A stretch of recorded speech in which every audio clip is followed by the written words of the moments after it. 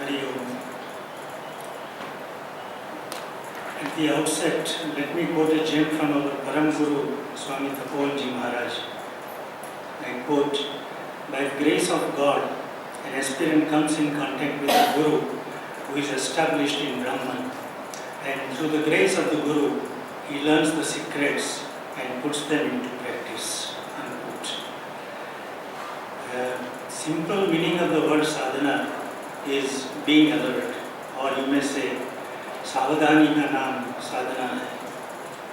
Broadly speaking, this subject is part of the larger topic, path to meditation or dhyana yoga.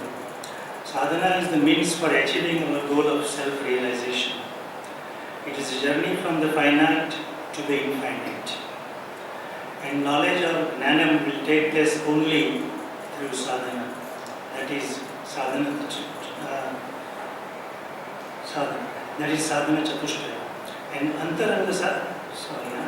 And knowledge of jnanam will take place only through sadhana.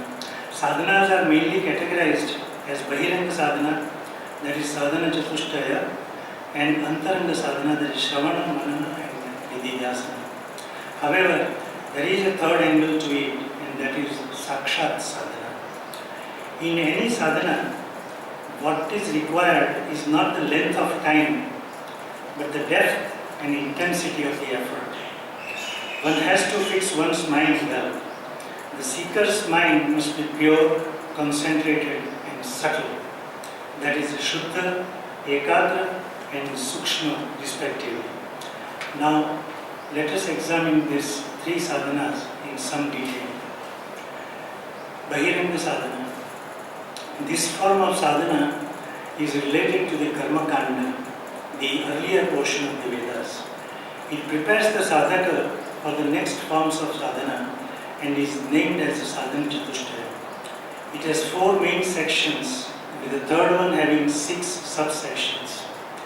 These 4 are viveka, differentiation, vairagya, dispassion, shat sampatti, 6 disciplines of the mind, and mumukshutva. The subsets of shat sampatti are shama, mastery over the mind; dhamma, mastery over the senses; uparati, withdrawal of the mind and senses; titiksha, forbearance; shraddha, faith; and samadhana, concentration. I may not be able to dwell on these points elaborately in the limited time, but I shall highlight each of them in a few words. Viveka. This is the faculty of the intellect that distinguishes one thing from another, and its Vedantic interpretation is the differentiation between the permanent and the ephemeral. Nitya vastu ekam brahma tad vyatiriktam sarvam anitya. Vairagya. This term is commonly denotes renunciation of home, wealth, etc. But in Vedanta, it has a different connotation, and that is a natural disinclination towards worldly enjoyments. Vairagya can arise only out of firm viveka. The next one has 6 components, as I just mentioned. Let's see them briefly one by one. Shama. This is the willful control of the mind when it is extroverted. Dhamma. This also is willful control, but of the senses to effectively manage the mind. Point to be noted in both Shama and Dhamma is that the control is willful and not forced from outside, which may otherwise result in suppression rather than sublimation. Uparati. This is a natural, effortless withdrawal of both the mind and senses, free from the influence of external objects. Titiksha. It is a phenomenon which exhibits the endurance level of the mind and intellect to take pairs of opposites in life, such as joy, sorrow, honor, and insult, in one's strides. Shraddha, which Gurudev has defined Shraddha as belief plus understanding, and describe it as intellectual trust. It is the faith in the Guru and the scriptures. It is said that Shraddhavan Bhavate Nana. Samadhana. This is defined in the Tattva Bodha as Chitta Ekagrata. It is a single pointedness of the mind. So combinedly, this group is a real spiritual wealth for a sadhaka. Now we come to the fourth section, mumukshutva. The very word suggests a burning desire for liberation in the quest for Brahman. Therefore, one who performs such Bahiranga sadhana with a pure and concentrated mind becomes eligible and prepared for the next step, and that is the Antaranga sadhana, the second in the series of the triad. Antaranga sadhana, as just mentioned, this is the next step for a sadhaka after he has successfully gone through the Bahiranga sadhana. The main form of this group are Shravana, that is listening, Manana, that is reflection, and Nididhyasana, that is contemplation or meditation. This sadhana fully makes evident the Mahavakya, Aham Brahmasmi. Let us start with Shravana. This term does not denote merely hearing, but involves listening with poise and utmost attention, and of course, with proper and deep understanding of the subject. Various capabilities like Smriti Shakti, Shabda Shakti, Medha Shakti, and Artha Grahana Shakti should be put into practice to fully comprehend the subject in hand. It is also proved that if Shravana is carried out in this manner, and the student is able to intellectually ascertain that the purport of the entire Vedantic teaching is Jiva Brahma Aikya, that is the identity of the inner self with Brahman, the supreme reality, it obviates the necessity to go through the other two qualities of Manana and Nidhyasana. It is a case of 3 in 1. However, if Shravana is not up to the mark necessary, then the second step is Manana, that is reflection. Mere parroting what the Guru has taught is not enough for realization. It must be followed by logical inquiry and analysis, and reconciling his, that is the Shishya's experience with Guru's teachings. Here, faith is essential, true faith, not blind faith, in God, Guru, scriptures, and not the list in the self. With such a bhavanatmaka chintanam, the sadhaka is able to clear all his doubts he might have encountered at the Shravana stage, and to get more enlightened so as to move further on in his quest of Brahman.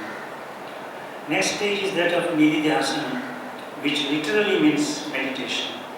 It is also called Brahma Abhyasa. Here, the sadhaka moves beyond Shravana and Manana. This type of sadhana is required only if realization has not taken place through the first 2 steps. Nididhyasana is beneficial only if the other two, Shravana and Manana, are done properly and thoroughly, as it emphasizes to own one's nature again and again.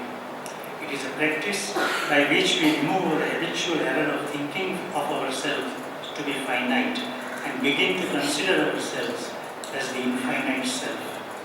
Meditation quietens the mind, exhausts the vasanas, loosens the hold of inherent tendencies, and reduces our desires, passions, and volitions, called viparita bhavanas. Regular practice of Nididhyasana leads to the realization that I am Brahman, as said earlier. Secondly, knowledge, that is jnana, fructifies into form experience, vijnana, or self-realization, only when the above-mentioned viparit bhavanas are overcome, because it is these viparit bhavanas that make the sadhaka rather weak and vulnerable. It is said, Shrutehe shatagunam vidyan mananam mananadapi nididhyasam lakshagunam anantam nirvikalpam. That is, the greatness of reflection is 100 times that of listening to the scriptures, and the result of meditation is 1,00,000 times more than what is gained from reflection on the words of the scriptures. However, the greatness or result of self-realization is infinite. Nididhyasana can be further divided into 2 sub-stages, that is dharana, briefly described as concentration, occasioned with a concentration with a lot of efforts, and dhyana, which is a later stage wherein concentration is sustained with minimal effort. But I would not go deep into these sub-stages. Having discussed the first two forms of sadhanas, let us now turn our attention to the third form, which is the sakshat sadhana. Here an analogy will explain the role of all these three sadhanas. A good shooter cleans his gun. In Vedantic terms, this is Bahiranga sadhana. He then focuses the gun, steadies his hand, and concentrates on his goal, which is like Antaranga sadhana. He finally pulls the trigger, and that represents the sakshat sadhana. So, sakshat sadhana. So, what is this sakshat sadhana? The answer is that it can be translated as direct experience. Ignorance exists at the level of thoughts like I am the body, I am the doer, or I am the enjoyer, etc.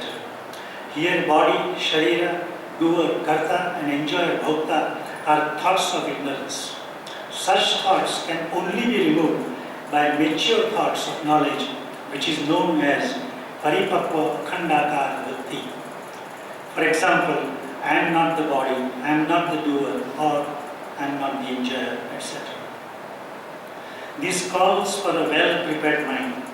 When knowledge thought comes to the fore, the mind has to have sufficient exposure to the theory of sadhana chatushtaya.